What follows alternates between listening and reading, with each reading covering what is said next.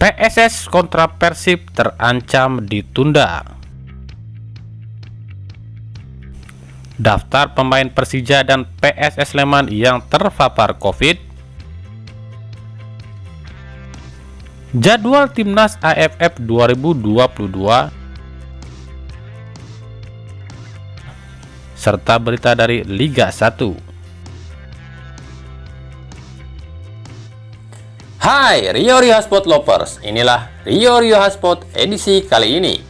Tapi seperti biasa, sebelum kita lanjut ke videonya, mohon dukung channel ini agar terus berkembang dan bisa memberikan berita-berita informatif yang semoga saja bermanfaat untuk kita semua dengan cara klik subscribe, aktifkan notifikasi loncengnya, like, share, dan juga komen. Dan inilah Rio Hotspot selengkapnya.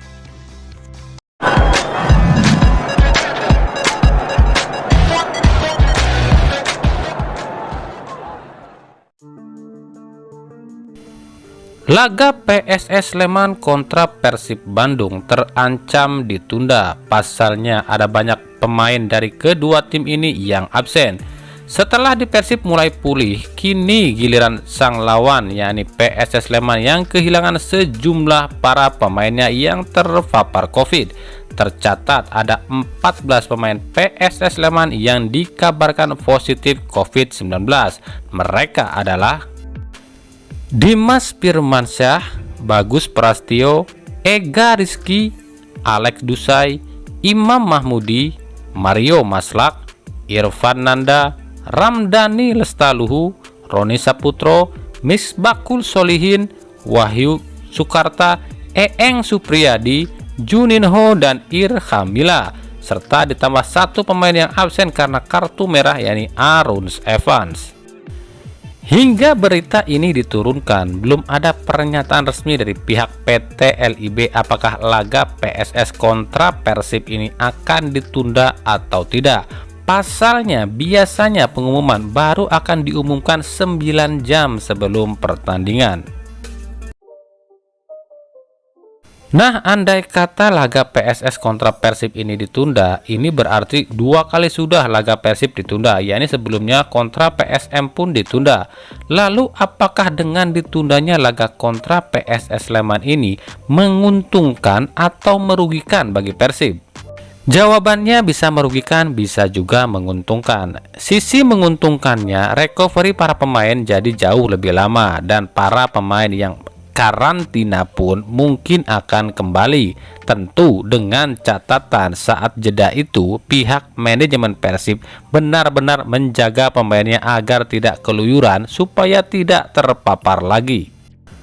Kemudian dengan ditundanya laga, otomatis Persib punya 2 laga simpanan. Jadi andai kata jadwal baru 2 laga simpanan ini dimainkan di akhir musim, maksudnya 2 laga ini dilakukan atau dilakoni di akhir musim, tentu Persib bisa memantau dan memaksimalkan agar bisa terus raih hasil positif dan tentunya bisa jadi juara.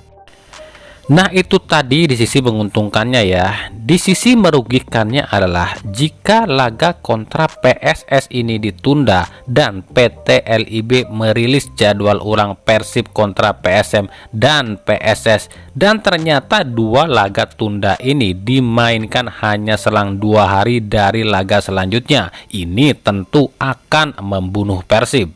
Pasalnya ini berarti dalam seminggu Persib harus bermain 3 kali. Tentu fisik dan stamina pemain Persib pasti kedodoran. Di sisi lain laga tunda pun biasanya sudah penuh dengan settingan. Jadi waspada saja jika Persib jalani laga tunda, kontroversi pasti banyak terjadi.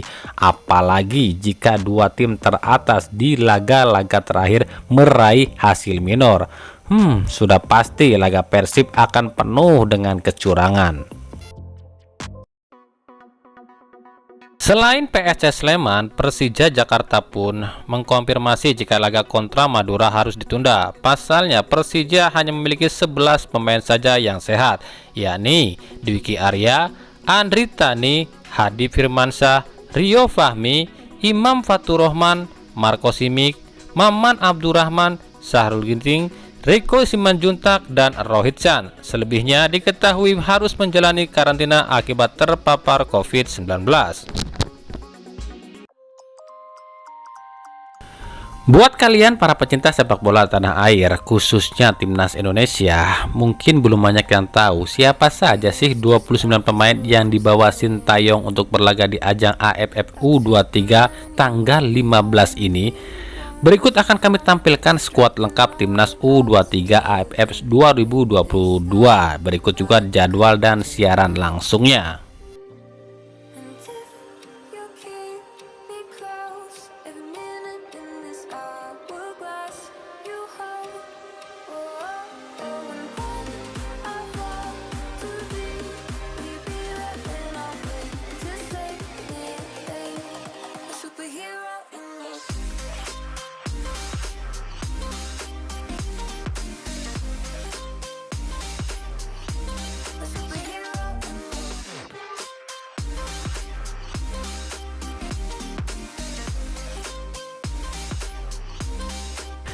Sementara itu, demi menjaga asa menjadi juara di Piala Asia 2023 mendatang, pelatih timnas Indonesia Sintayong akhirnya mengajukan pada PSSI agar menaturalisasi 4 pemain, yakni Kevin Dix, Jordi Amat, Sandy Walsh, dan Miss Higler.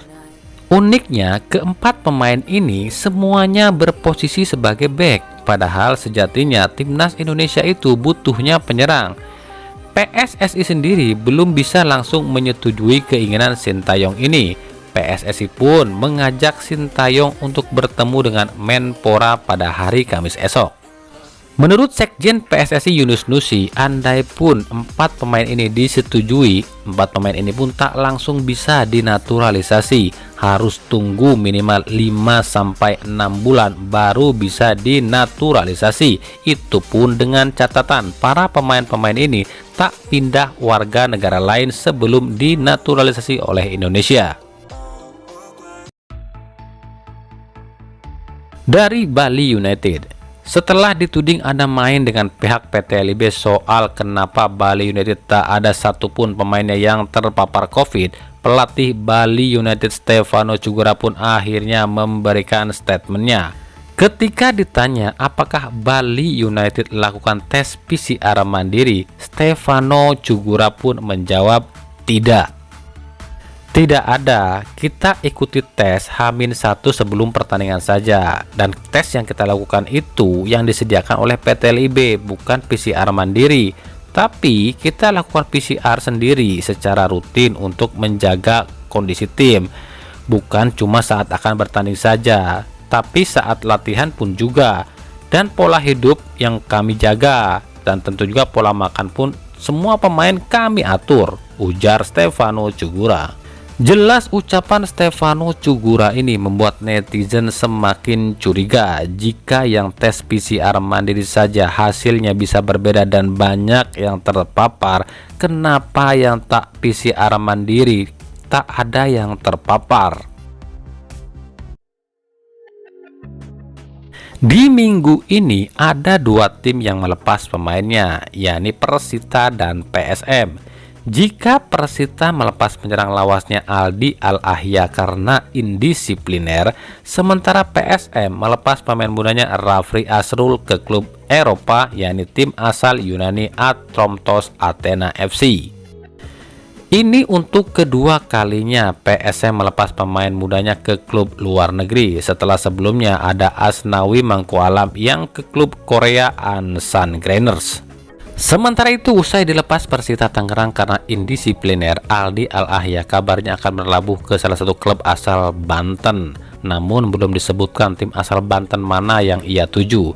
Namun jika melihat posisi rumah Aldi Al-Ahya yang dekat dengan Stadion Benteng Tangerang milik Persikota, ada kemungkinan Aldi Al-Ahya akan pindah atau berlabuh ke Persikota Tangerang, atau justru ke Rans Cilegon FC menyusul dengan Sirvi Arvani.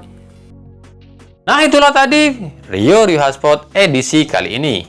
Ikuti terus berita seputar sepak bola khususnya Liga Indonesia dan pernak-perniknya hanya di Rio Hotspot.